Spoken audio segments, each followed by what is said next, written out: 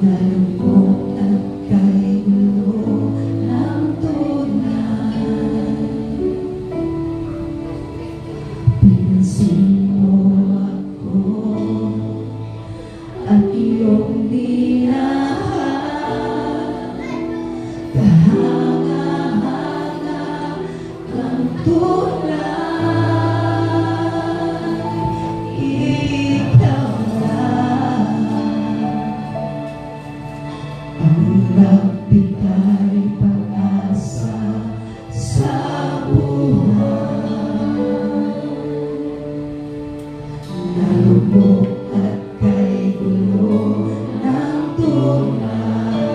O inibig mo, binasal mo ako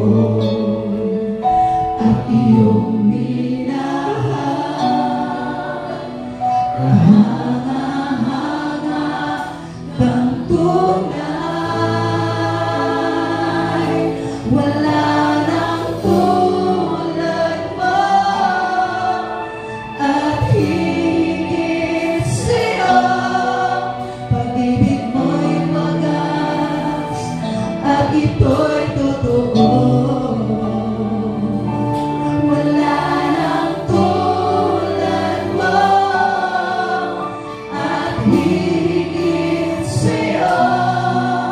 Pag-ibig mo'y wagas at ito'y totoo. Oh, Jesus, awitin mo natin ito. Ang nagbigay pag-asa sa buhay. Nalubog at kay gulo ng tunay. Pinansin mo ako at iyong minahal. Kahanga-hanga kang tunay. Wala nang tulad mo at higit sa'yo. Pag-ibig mo'y wagas at ito'y totoo. Wala nang tulad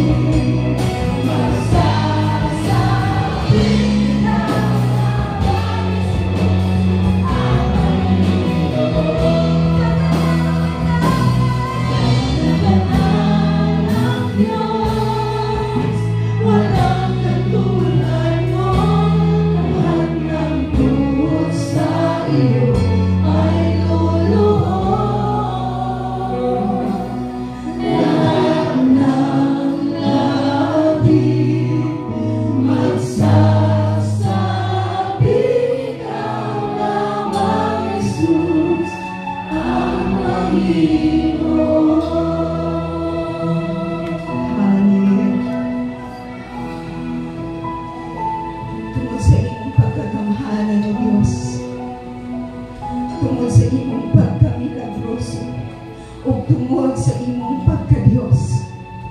Tanang tuhod mo simba, tanang ngabil mo awit o mga pagdayig, tungod sa ilang pag-ilangan hakani, tungod sa among pag-ilangan hakani, nga walay laing gamhanan na Diyos, kundi ikaw lamang. Dili lang ang mga tao, ang among mga tuhod, dili lang ang among mga ngabil ang mo-confess that you are a miraculous working God, that you are a powerful God. Kung dili, ang bilang mga circumstance na dili pleasing sa among atubangan, muluhod, muyukbo o musagpit sa imong pangalan, Jesus. Kung nakay pagtuo, kung imong nainahan ang Ginoo, karon nga kabungtanon na siya ang Diyos sa tanang Diyos, hari sa tanang hari, gamhanan sa tanang gamhanan. Kung unsa man ang sulod sa imong kasing-kasing mong imong giagian, walay imposible nga kana mo yugbo, mo bow down, o mo surrender sa pangalan ni Jesus. Hallelujah! Karon na sa imuhang mga kamot, kung unsaon imong pag-response, kay ang response sa bisan unsa nga sitwasyon, ang atong pagdahig nga nasa atong buhay na Diyos. Ang mga problema, ang mga pagsulay, ang mga balatian, mahimong muyukbo sa tiilan ni Jesus.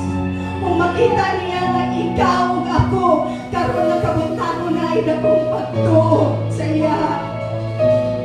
Ang atong Diyos gamhanan, amen? Ang atong Diyos gamhanan, amen? Dili nga mao'y sakit sa tao nga naipagtuo o nakailangan gamhanan. Ang Diyos nga atong gisimba, ang Diyos nga atong gisimba gamhanan. Ang tanan nga nag-amen, atong ihagit nga musimba sa mabusog o hangin. 1, 2, 3, hallelujah!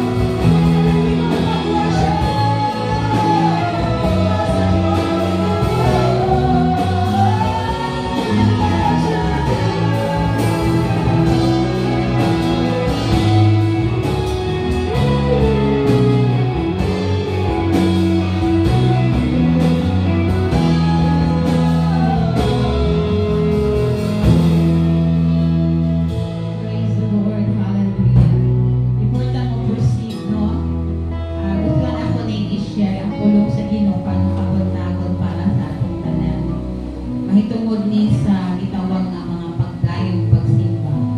Ingon diha ang 2 Chronicles chapter 20 verse 22. As they began to sing and praise, the Lord set ambushes against the men of Ammon and Moab and Mount Seir who were invading Judah, and they were defeated. No, so sa Old Testament, sa daan na tugon sa kapanahunan nila ni Joshua, dili sila makapahulay tungod kay permi sila nga gubaton o awayon sa mga kauban, sa mga kontra nila. And then, sa history, sa Biblia, ang mga great kings o mga great leaders, dili na sila muasdam unless na gitawag nga armies of praise and worshiper.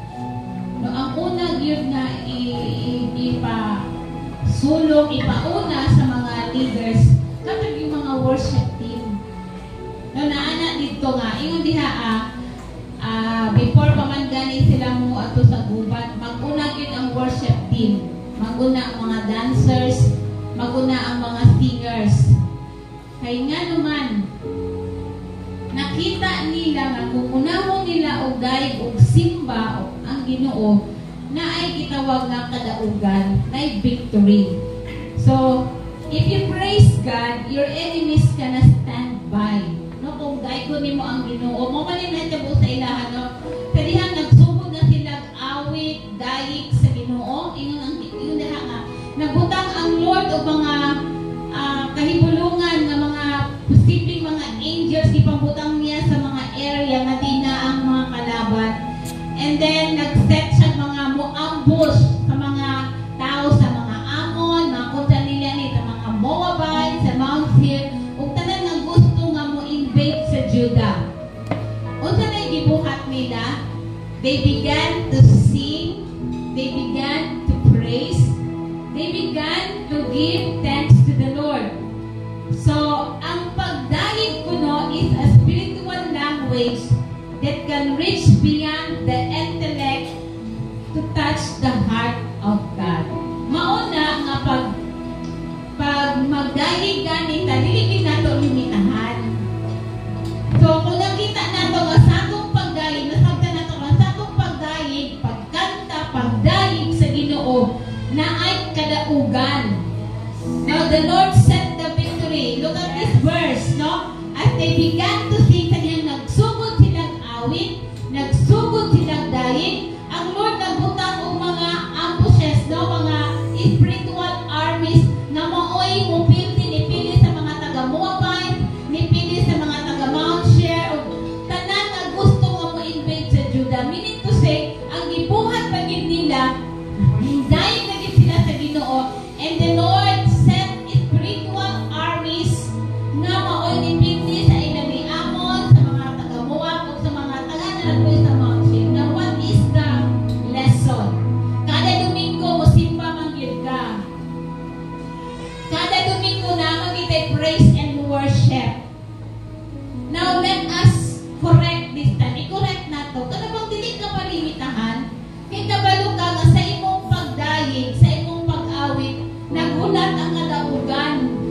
Kadaugan sa problema, kadaugan sa balatian, kadaugan sa sitwasyon. So, dili na to limitahan. Dili na ka magulat na mayroon pa ang worship leader. Ipataas ang imong kamot, imo ng responsibilidad.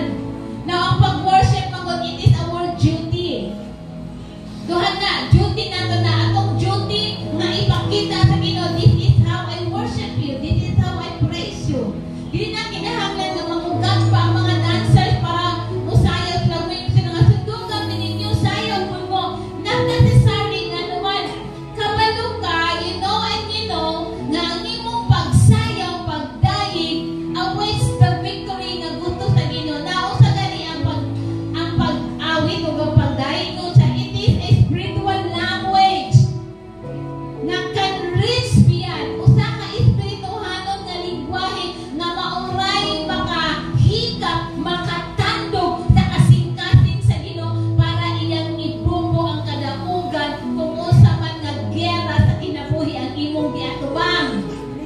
So, i-change na itong mindset that praise and worship is a big thing.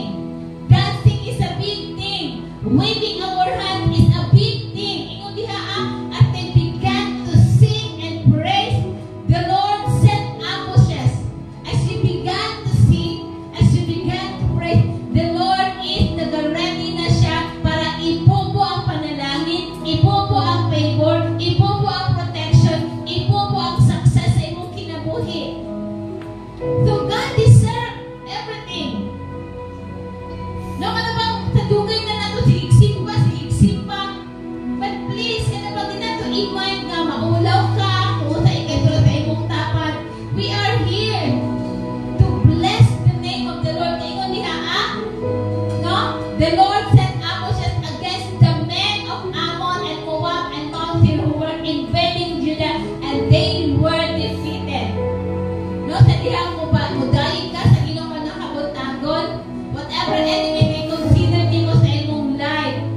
they will be defeated. As you dance, as you sing, as you worship to our God, na ay mga walls na mabuak. No, in the history of the Bible, kung basahon ninyo, magunag ang worship team.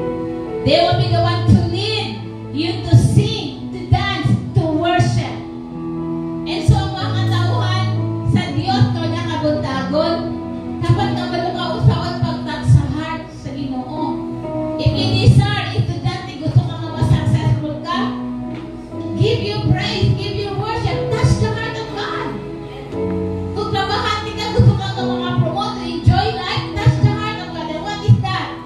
Praising and worshiping God is a spiritual language that can touch beyond the heart of God. So, dili na kinala nga, uy, sayo diha, uy, kanta diha, uy, pataas. If you fully understand unsa imong ginaawit, dili na kinahanglan kumingon pa ang mga taga-diri. Ipatasin yung mga kamot. And sometimes, by the Spirit, ang worship team nga naman, gusto nila nga agapon mo sa pinaka-sentro sa mga patay pagsimba, pero naglutaw mo sa hangin. Because you did not understand kinsa o unsa o kinsa ang imong ginasimba karon nga kabuntagon. God is a holy God. God is a holy God. Kung kailang kaunta siya ka-powerful. Even ang pagtunog nimo ani nga damit, gusto nimo taktamon imong standard. Because we believe where there is worship, there is praises, there is holiness. Hindi mo kaya nga magawas ka ani nga place na wala na lang nimo na touch ang heart sa Lord. Amen ba? Amen ba? Renew our mind. Renew our heart. Are we ready to do it once again? And ang kinasim Kathy, just touch the heart of God this morning. Just touch the heart of this morning. Ikaw naman ang ibigin. Lahat-lahat sa'yo ay iharain. Amen. Sa'yo lang ang ilalang. Pwede bang ihatag nato din ang time para sa Lord? Ihatag ang inyong heart. Try to understand the lyrics of the song. I love this. I love this word. Oh God, oh God, oh God, oh God.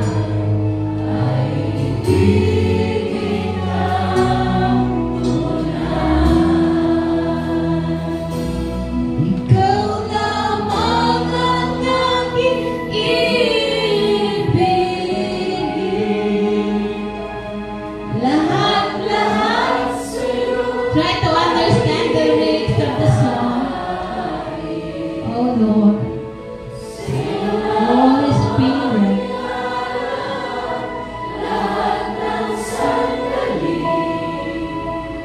Nang walang halong pagkukunwari. Praise and worship is a spiritual language that can touch the heart of God.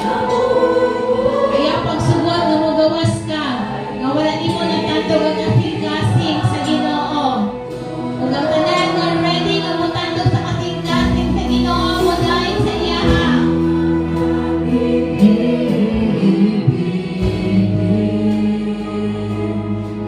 Let us pray in an atmosphere of worship. It is wrong, come on.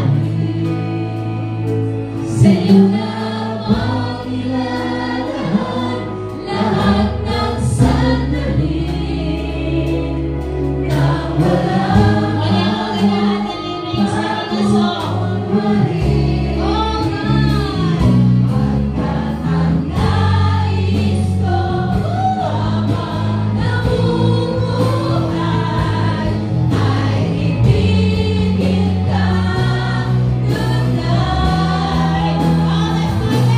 All the walang agaw, every man, every woman, children. Touch the heart of God. Thy victory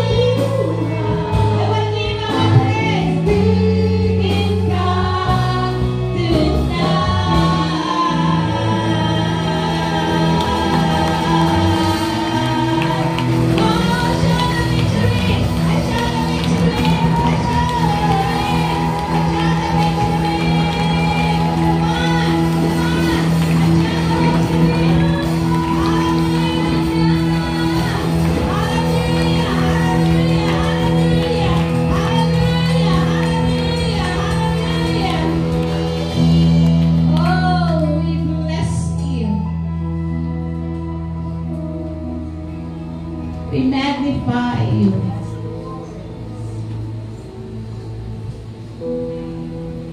Oh, hallelujah. Glory, glory, glory. Glory.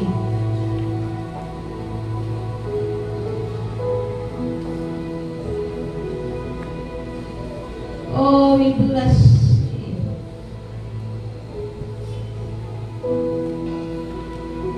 Puno sa kalipay ang among kasing-kasing Ginoo. Nganay nagulat na kadaugan sa among mga kinabuhi. Naakay gipangplastar ng mga tao, mga butang, ng mga lugar, diin dito minimo ipasinati sa mga victory nga imong gusto sa among kinabuhi. Karon pa lang daan Ginoo amo na kami pasalamatan for the victory na naghulat sa amo. Salamat that you set ambushes para sa among mga kaaway. We will not be defeated because you are with us. Dili mi Ginoo maluyahan, dili mi Ginoo mag-uol tungod kay naa ka nga nagauban. Let our heart, our mind, O God, kanunay na nagaday kanimo. Let our life be a worship, Lord, sa tanan nga sitwasyon sa among kinabuhi. Salamat, Lord, ng kada usa nga nakabuntagon will be filled by your Holy Presence, will be filled by your Holy Spirit. Ready among heart na pag-receive sa imong pulong Ginoo.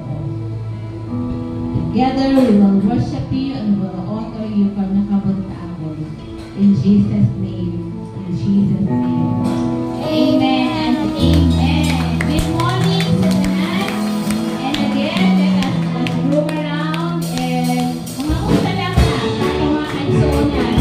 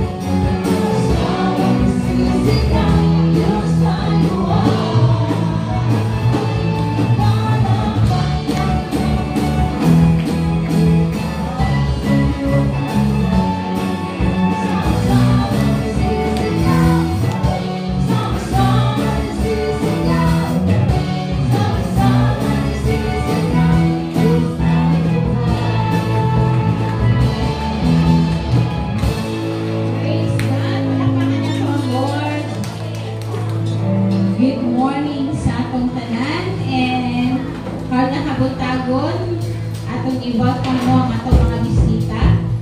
Natay bisita si Ashnea Maika E. Costanilla. Ito patilugon ay ito. Palakpakan niya ito. And then John Emerald is Costanilla. Laga mga pagkumangkot ni Chris. Welcome. Salamat sa inyong pag-ani. And sa tanan ng mga nakaroon, mga first timers, second timer, third timer, welcome sa itong Sunday service. So this morning, it is my privilege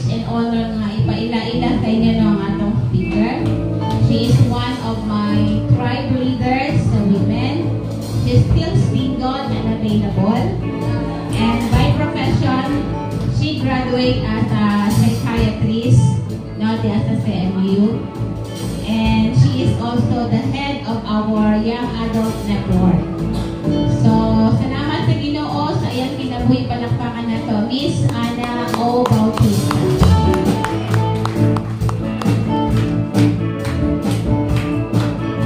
Praise the Lord! May buntag, may buntag. Dalaygon ang Diyos karon nga kabuntagon. For we thank God no nga gisustain ta niya throughout this month of June. So this is the last day of June and tomorrow is July na. Isa excited mag-bare months. Anak ko na excited. Isa excited mag-Pasko. No, mas kaayo gid ang panahon karon. So dili ta maglangay maigsoon.